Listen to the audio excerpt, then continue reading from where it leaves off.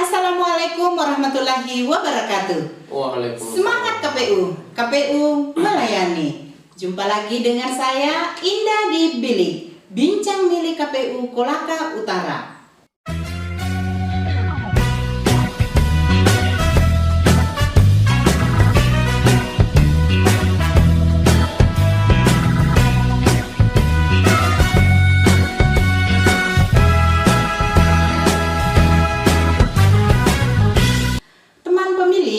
Kali ini saya bersama dengan Sekretaris KPU Kolaka Utara.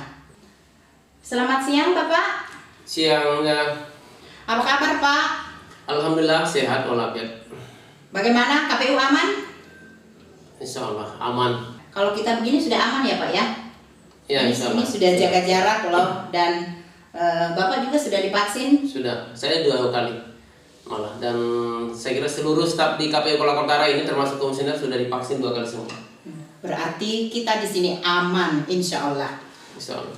Nah, sebelum kita memulai podcast kita di siang hari ini, alangkah baiknya mungkin jika terlebih dahulu Bapak memperkenalkan diri dulu kepada masyarakat Kolaka Utara. Nama saya Muhammad Haris, lahir di Maros tanggal 27 Mei tahun 1970. Sejak tahun berapa Bapak bertugas di KPU Kolaka Utara? Saya tugas di KPU Kolaka Utara ini itu sejak tahun 2013, ya 8 tahun lalu, sudah 8 tahun.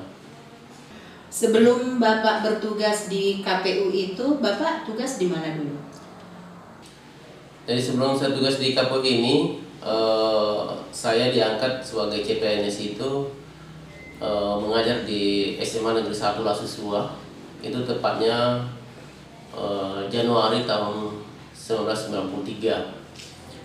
Setelah mengajar di situ, saya sempat diangkat jadi kepala sekolah, itu tepatnya di SMK Negeri 1 Maruge pada tahun 2007. Setelah kepala sekolah kurang lebih tidak sampai setahun, saya dimutasi ke Dinas Pendidikan Nasional. Waktu itu saya sebagai kepala seksi kurikulum, itu kurang lebih 2 tahun. Kemudian pada tahun 2010 saya dipromosi untuk menjadi kepala bidang, itu di bidang PMPTK, peningkatan mutu pendidik dan tenaga pendidikan, itu kurang lebih juga 2 tahun. Nah, pada tahun 2012 saya dipromosi untuk sekretaris di koperasi. Nah, sampai ya setahun, ya sekitar setahun lah di situ mungkin. Setelah itu saya ke KPU Kolaka Utara ini. Itu terhitung sejak Agustus tahun 2013. Pak Haris, banyak orang di luar sana yang berpikiran bahwa KPU jika tidak ada pemilu atau pilkada, KPU itu nganggur Pak, makan gaji buta dong. Oh, saya kira itu persepsi yang keliru barangkali. Memang kelihatannya volume kerja di KPU itu ketika ada tahapan dengan tidak ada tahapan itu pasti beda. Ya. Tapi sesungguhnya kalau kita menganalisis dan di KPU itu bahwa ada masa pra tahapan, ada masa tahapan, dan ada masa pasca tahapan. 3. Iya. Nah, masa pra tahapan ini tentu memang kita tidak banyak pekerjaan, paling hanya mempersiapkan segala sesuatunya untuk kita nanti pada masa tahapan. Nah, sementara di masa tahapan nanti itu jelas volume kerja itu banyak. Bahkan terkadang kita bekerja itu sampai melewati jam kerja sampai malam dong gitu. Lembur ya. Karena kita sudah ada deadline waktu yang harus kita selesaikan setiap pekerjaan itu. Nah, begitu selesai tahapan, tentu banyak hal yang kita harus lakukan. misalnya membuat laporan, ya, baik itu laporan pertanggungjawaban keuangan maupun laporan-laporan lainnya. Nah, sehingga kalau dilihat secara sepintas, memang kelihatannya pada saat dalam tahapan itu ya KPU itu seolah-olah tidak ada kerjanya. Padahal kan di KPU itu juga ada pegawai, ya. Setiap hari juga banyak pekerjaan, dan setiap bulan juga kita buat laporan, baik itu laporan keuangan dan lain-lain sebagainya. Bahkan sekarang ini kan jauh sebelum pemilihan ini, kita setiap bulan itu ada pemutakhiran data pemilih berkelanjutan. Nah itu setiap hari itu data itu bisa berubah karena ada yang mungkin meninggal, ada yang sudah masuk sebagai pemilih pemula. Nah itu bisa kita data semua. Makanya setiap bulan itu ada plenokan pemilih-pemilih tersebut dalam setiap bulan. Tugas pokok seorang sekretaris itu sebenarnya apa, Pak? Oh ya, kalau tugas pokok sekretariat itu yang dipimpin oleh sekretaris itu diatur di dalam PKPU nomor 14 tahun 2020. Ada beberapa sebenarnya yang menjadi tugas pokok sekretaris. Yang pertama, membantu penyusunan program dan anggaran pemilu. Yang pertama. Ya. Kemudian yang kedua, memberikan dukungan teknis administratif. Kemudian yang ketiga, membantu pelaksanaan tugas KPU dalam penyelenggaraan pemilihan umum atau pemilu. Kemudian yang keempat, membantu pendistribusian perlengkapan penyelenggaraan pemilu, baik itu pemilu legislatif, pemilihan presiden, pemilu DPR, di kabupaten atau provinsi, maupun pemilihan kepala daerah, pilkada, bupati atau gubernur. Yang keenam, itu membantu penyusunan laporan penyelenggaraan kegiatan dan pertanggungjawaban KPU. Dan yang ketujuh adalah membantu pelaksanaan tugas lainnya sesuai dengan ketentuan yang berlaku sesuai dengan undang-undang. Gitu ya. Dan apakah itu berlaku sama dengan KPU kabupaten lain? Iya, sama. Sama. Saya kira sama. Nah, ini yang menarik, Pak. Program dan anggaran pemilu. Bagaimana KPU kabupaten menyusun sebuah program kegiatan kantor yang misalnya jika terdapat sebuah kegiatan yang di luar kepemiluan, jadi dia tidak ada dalam anggaran. Oh iya, saya kira apa yang ditanyakan itu lazim terjadi, namanya saja perencanaan. Biasanya dalam tahun berjalan itu ada saja yang kita akan laksanakan, tetapi tidak ada anggarannya misalnya dalam tahun itu. Nah, jika memang sekiranya ada anggaran dan bisa kita revisi, maka itu bisa saja. Tapi revisi juga ini itu masing-masing tidak punya kewenangan. Ada yang memang hanya kewenangannya saya sekretaris untuk melakukan revisi. Nah, itulah yang kita gunakan, ya, sehingga terkesan bahwa kegiatan-kegiatan yang dianggap penting itu bisa dilaksanakan, dan itu memang tujuannya baik, saya kira itu. Di dalam kesekretariatan KPU Kolaka Utara ada berapa sub di KPU? Sebagian maksudnya? Iya. Oh, iya. Jadi kalau di KPU Kolaka Utara ini dan sama dengan KPU kabupaten lainnya, itu juga diatur dalam PKPU atau Peraturan Komisi Pemilihan Umum itu nomor 14 tahun 2020. Itu ada empat. Yang pertama adalah subbagian keuangan umum dan logistik. Yang kedua, subbagian teknis penyelenggara pemilu dan hubungan masyarakat. Humas. Ya, humas. Kemudian yang ketiga, subbagian perencanaan, data dan informasi. Dan yang keempat, ada juga subbagian hukum dan sumber daya manusia. Dan sekarang ini ada juga satu lagi, saya lupa. Itu ada kelompok jabatan fungsional. Jabatan fungsional. Iya. Ini ada yang bertanya seperti ini nih. Di KPU Kabupaten kan itu adalah lembaga vertikal. Tapi kenapa di dalamnya terkadang dijumpai pegawai daerah di dalam KPU? Oh iya. Memang ini KPU beda dengan mungkin lembaga lain, karena pada saat KPU awalnya dibentuk ini itu masih kekurangan tenaga, sehingga itu dimungkinkan untuk adanya ASN atau pegawai negeri sipil, PNS atau pegawai negeri sipil yang bisa diperbantukan di KPU. Nah, tapi pada akhir hari ini karena mungkin KPU itu dirasa sudah cukup dan ada upaya untuk adanya kemandirian pegawai negeri sipil di KPU ini, sehingga kemarin itu dan beberapa tahun yang lalu itu ada kebijakan dari KPU terkait dengan alih status.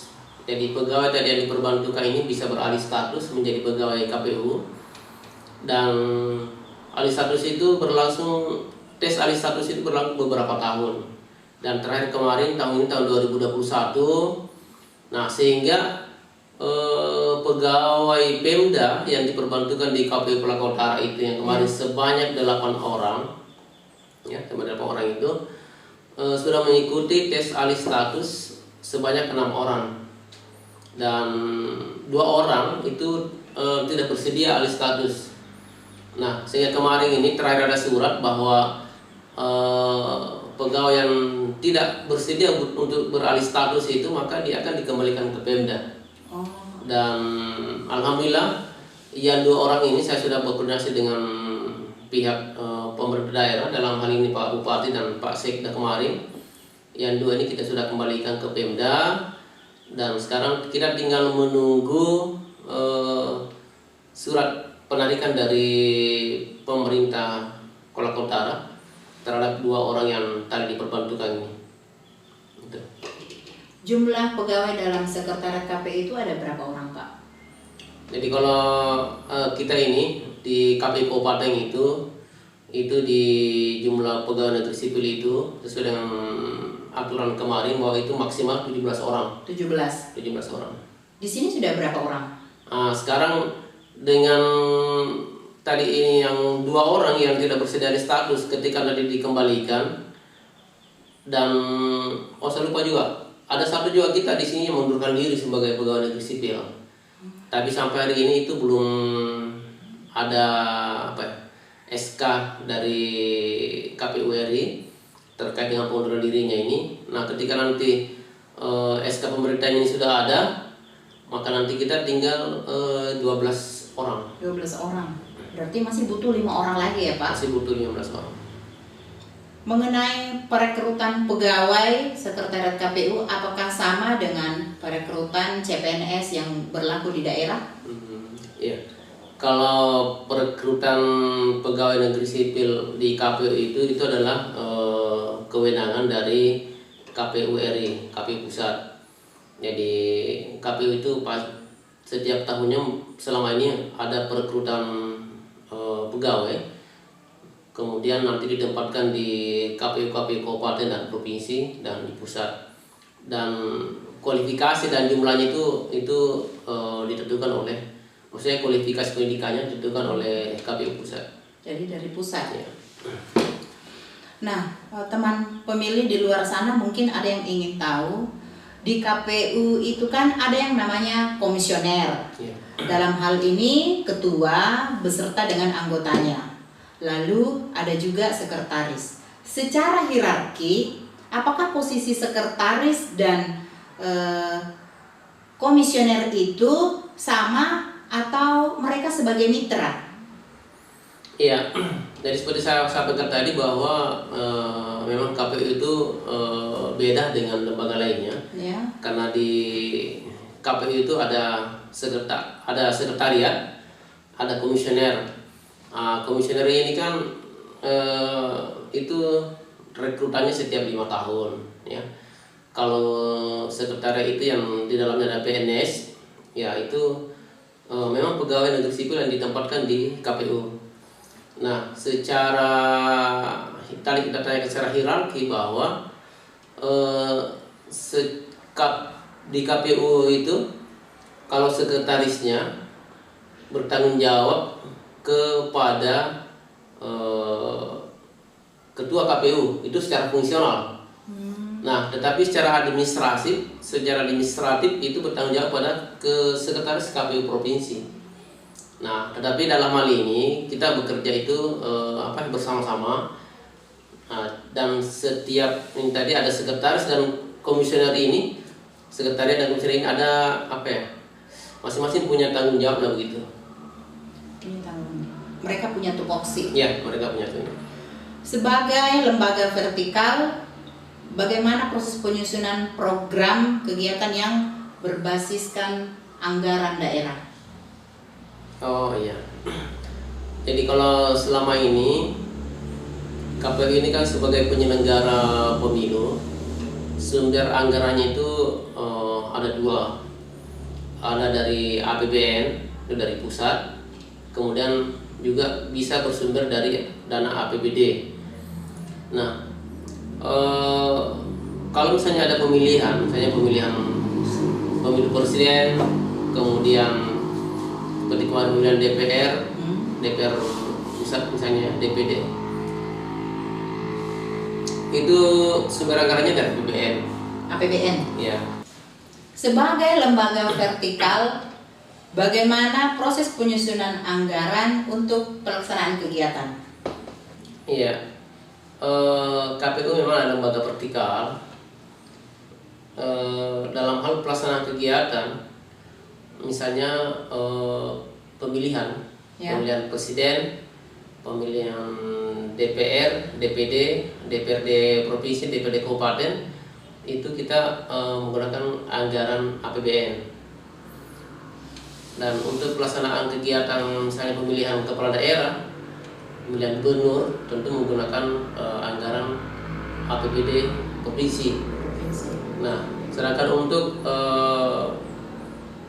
pemilihan bupati itu kita menggunakan APBD kabupaten. Nah, tetapi karena tidak selamanya ada pemilihan, ada kegiatan yang sifatnya pemilihan itu, maka sekarang ini kita bisa bermohon kepada Pemda untuk meminta dana hibah, istilahnya hibah non pemilihan. Ya.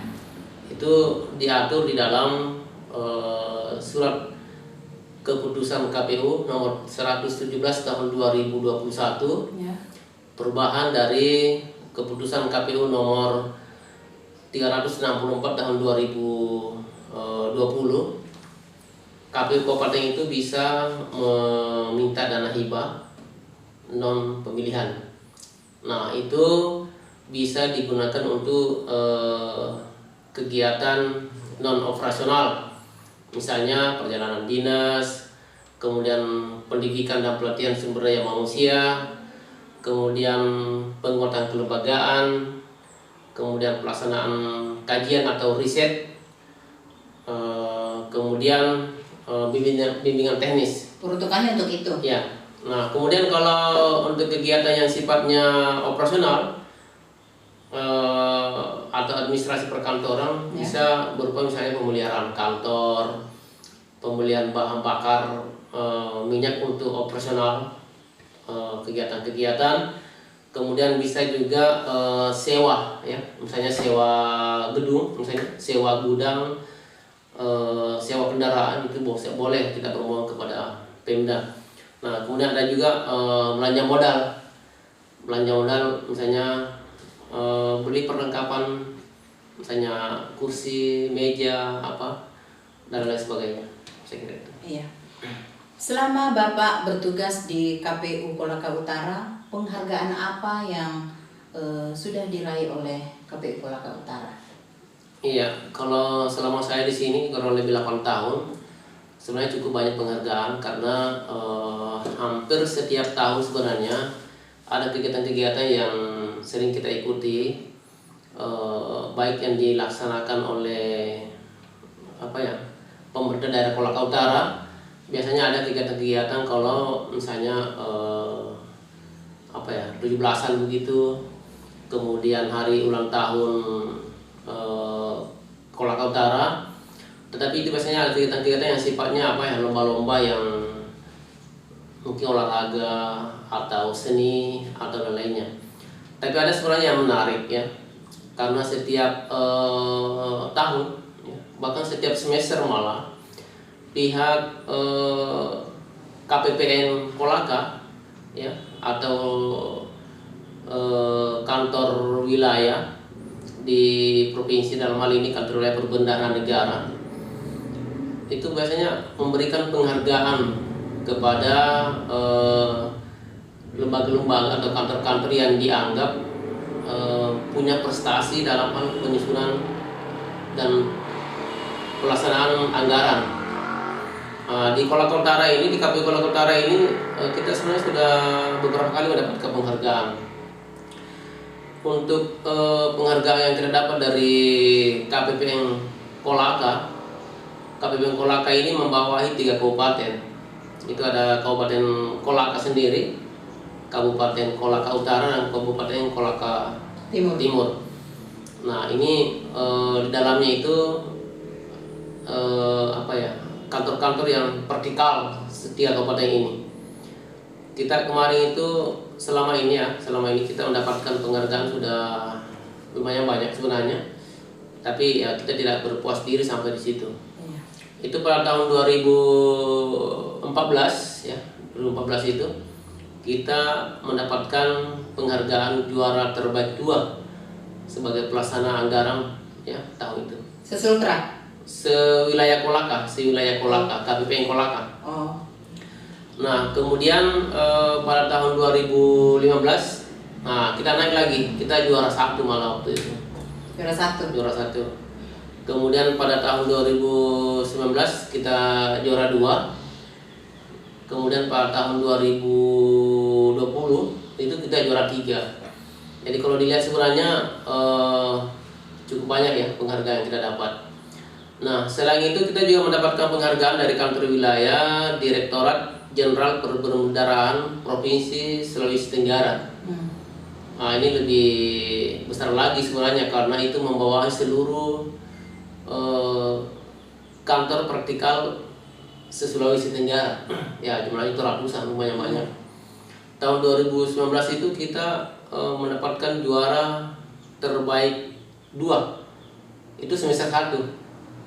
Nah, kemudian pada tahun yang sama kita juga mendapatkan juara 3 semester 2. Jadi itu mungkin penghargaan-penghargaan yang kita dapatkan selain dari penghargaan yang mungkin dari pemerintah Kabupaten Kolaka Utara sendiri. Terakhir, sebelum saya mengakhiri podcast kita kali ini, mungkin Bapak ingin menyampaikan harapan-harapan Bapak untuk KPU Kolaka Utara ke depannya. Oh iya. Jadi mewakili teman-teman di KPU, kita berharap bahwa KPU Kolaka Utara ini bisa semakin dipercaya oleh masyarakat sebagai lembaga penyelenggara pemilu. Nah, sehingga dengan kepercayaan masyarakat kepada KPU itu bisa menjadikan KPU ini sebagai salah satu lembaga yang mungkin dicintai oleh masyarakat. Amin. Nah, sehingga dampaknya saya kira paling tidak itu bisa meningkatkan partisipasi masyarakat pada saat ada pemilihan ya. Karena hanya dengan seperti itu kita dianggap bahwa betul-betul kalau misalnya KPU melaksanakan kegiatan bersifat independen dan bisa dipercaya, maka saya yakin masyarakat itu bisa memberikan suaranya pada setiap ada kegiatan pemilihan. Nah, selain harapan tadi, saya juga berharap kepada khususnya teman-teman di staf sekretariat ini Ya. untuk senantiasa meningkatkan kedisiplinan, etos kerja, sehingga dampak dari semua itu juga akan kembali pada kita semua. Kita tahu bahwa tahun lalu KPU itu meraih opini WTP, wajar tanpa pengecualian, dalam hal pelaporan keuangan. Nah, tentu dampaknya juga kembali pada kita semua. Paling tidak dengan adanya raihan WTP itu, ya ke depan mungkin bisa tukinya teman-teman bisa bertambah persentasenya. Dan saya kira itu harapan kita semua. Harapannya, insya Allah, amin. Berdedikasi dalam bidang profesi apapun merupakan salah satu bentuk ikhtiar. Memegang teguh amanah sebagai sekretaris tentu tidaklah mudah. Namun, jika semua dilakukan secara profesional, tentu juga akan mendapatkan sebuah penghargaan dan menjadi teladan. Sekretariat KPU Kabupaten Kolaka Utara tidak akan mampu berdiri jika tanpa ada bimbingan dan arahan dari sekretaris dan dukungan dari sekretariatnya, sebab KPU hadir untuk melayani. Sekian dari saya. Wassalamualaikum warahmatullahi wabarakatuh.